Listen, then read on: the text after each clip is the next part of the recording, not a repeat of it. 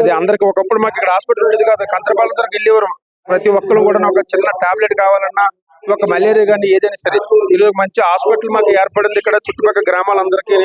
And ఈ pulse polio conduct చేయడం, ఇంత గ్రాండ్ గా చేయడం కూడా చాలా గ్రేట్. అంటే జీరో టాలరేషన్. మనకి ఇంకా ఫ్యూచర్ లో కూడా ఏంటంటే మాత్రం ఒక సింగిల్ పర్సన్ కూడా పోలియో రాకూడదని ఒక మన ఎయిమ్. సో ఇది కండక్ట్ చేయడం చాలా బాగుంది, నాకు నచ్చింది. నేను ఓల్డ్ వేడ్ మొత్తం తిరిగి వచ్చాను. నేను ఇప్పుడు అక్కడెక్కడైనా సరే పోలియోలు ఉన్నాయి, కానీ మనం అది కూడా ఛాన్స్ తీసుకోకూడదనేసి ఇప్పుడైతే ప్రజెంట్ అయితే లేవు. 2014 తర్వాత పోలియో కేసులు పెద్దగా రేర్ గా మనం వింటున్నాం ఎక్కడో. బట్ అది కూడా వినకూడదనేసి మన గవర్నమెంట్ యొక్క కార్యక్రమం చేయడం మాత్రం చాలా గ్రేట్. Health is wealth. అలాగే పిల్లల కోసం ఫస్ట్ ఆఫ్ ఆల్ ఇది మంచి ప్రోగ్రామ్ కండక్ట్ చేశారు. నేను చెప్పేది ఏంటంటే, ఇంకో విషయం ఏంటంటే, మన విశాఖపట్నం వాసువులు అందరి కోసం ఒక విషయం నేను గవర్నమెంట్ చెప్తాను. గౌరవ నారా చంద్రబాబు నాయుడు, మన ప్రధానమంత్రి మోడీ గారికి, మన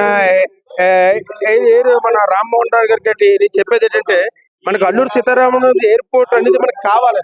అది ఇంపార్టెంట్ ఇంటర్నేషనల్ ఎయిర్పోర్ట్. నేను వద్దనట్లేదు, అది చాలా. నేను కూడా వరల్డ్ వైడ్ తిరుగుతుంటాను మాటికి. నేను ఎవ్రీ 45 days ఇండియాలో 40 days బయట ఉంటుంటాను నేను.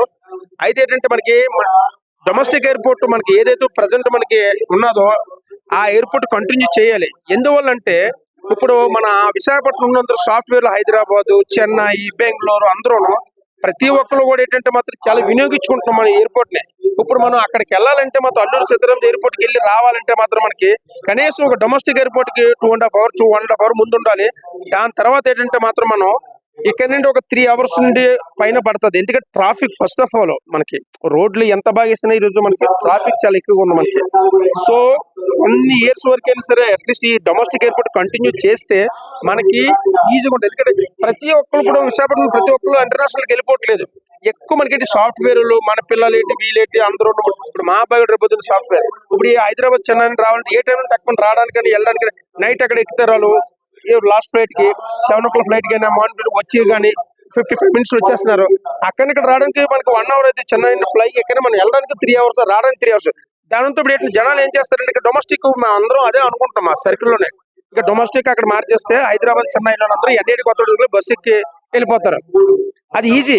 టికెట్ మిగులుతుంది మనకి, ఫ్లైట్ టికెట్ మీ డబ్బులు మిగులుతుంది. ఇక్కడ ట్రావెలింగ్ ఒక కారు బుక్ చేసుకున్న 2,100 3,000 రూపాయలు అవుతుంది. ఆ 3,000 రూపాయలకి మనం 1,500 రూపాయలు పెడితే బస్సులు వెళ్ళిపోతున్నాం, నైట్ పడుకుని పోతున్నాం, తెల్లవారికి దిగిపోతున్నాం.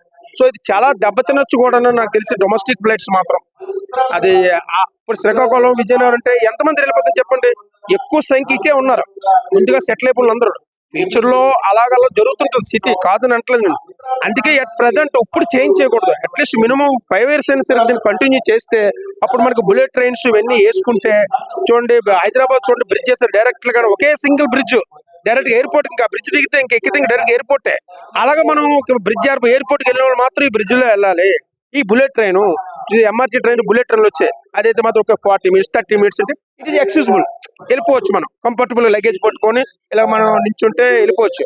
అంతే తెప్పించుకుని ఇప్పుడు డొమెస్టిక్ అక్కడ మారిస్తే నేను కూడా చెప్తానండి కష్టం. నా కంపెనీ ఫ్రీ టికెట్ ఇచ్చినా సరే కూడా ఇక్కడ నేను తెల్లవారు బయలుదేరిపోవాలి సాయంత్రం ఫ్లైట్ కి అయితే మాత్రం నేను ఇంకా not comfortable travelling for that one. Lokesh Babu గారు, మన పవన్ కళ్యాణ్ గారు వీళ్ళందరూ ఈ ఇష్యూ విశాఖపట్నం బాగా డెవలప్ చేద్దాం అనుకుంటున్నారు. కొంచెం దీన్ని కన్సిడర్ చేసి మన ఎంపీ భరత్ గారు కూడా అడ్రస్ చేస్తున్నాను. ఇది కొంచెం మీరు కూడా మాట్లాడి అక్కడ ఈ డొమెస్టిక్ ఎయిర్పోర్ట్ ఇక్కడే ఉంచితే మనకి ఒక 5 years అట్లీస్ట్ రన్ చేస్తే బాగుంటుంది అనేసి నాకు ఒపీనియన్. ఏంటి విశాఖపట్నం వాసులు అందరూ ఒపీనియన్ అదే. ఎందుకంటే కంఫర్టబుల్ కదండి. లేదా నేను చెప్పినట్టుగా అక్కడ 4 గంటలకు వెళ్ళి 3,000 రూపాయలు ఫ్లైట్ టికెట్, 4,000 రూపాయలు ఫ్లైట్ టికెట్ కొనుక్కుని 3,000 ఖర్చు పెట్టుకునే బదులు ఎన్ఐడి వెళ్ళి కూర్చుంటే మనకు 1,500 వెళ్ళిపోతున్నాం, చెన్నై కానీ హైదరాబాద్ కానీ. సో ఇది కొంచెం దయచేసి మీరు మాత్రం ఈ యొక్క విన్నపాన్ని సేకరించడం గురించి మీరు కొంచెం ఆలోచిస్తే దీని గురించి మంచి రిజల్ట్ వస్తుంది. Visakhapatnam metro rail is very important అండి. ఎందుకంటే ఈరోజు ఇప్పుడు బుల్లెట్ ట్రైన్స్ వస్తున్నాయి, అది వస్తున్నాయి అంటున్నారు. ఎన్ని ఎంతకాలం పడుతుంది? ముందు మనకి వీలైనంత త్వరలో బుల్లెట్ ట్రైన్ గా చేస్తే మనకి బాగుంటది.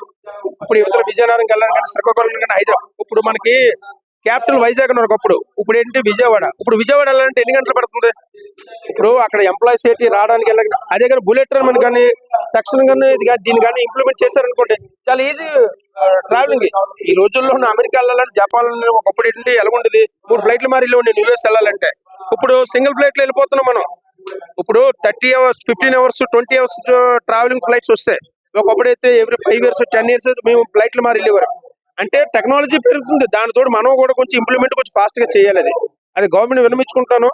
మీరు కొంచెం దీన్ని అడ్రస్ చేస్తూ నేను स्टेट गवर्नमेंट के सेंट्रल गवर्नमेंट के मोदी गाరికి కూడా ना आप भी मोदी साहब भी जरा ध्यान दीजिए इसका बारे में. वो हम लोग को तो बहुत जरूरी चीज है विशाखापट्टनम के लिए. ये एयरपोर्ट डोमेस्टिक यहाँ रहना चाहिए, रहेगा तो अच्छा है. सब लोग सॉफ्टवेयर पूरा 70-90% यूजिंग पीपल आर विशाखापट्टनम, यहाँ लोग यूज करता है. सो इसके लिए थोड़ा आप लोग ध्यान दीजिए. धन्यवाद. Thank you very much for video also. Okay.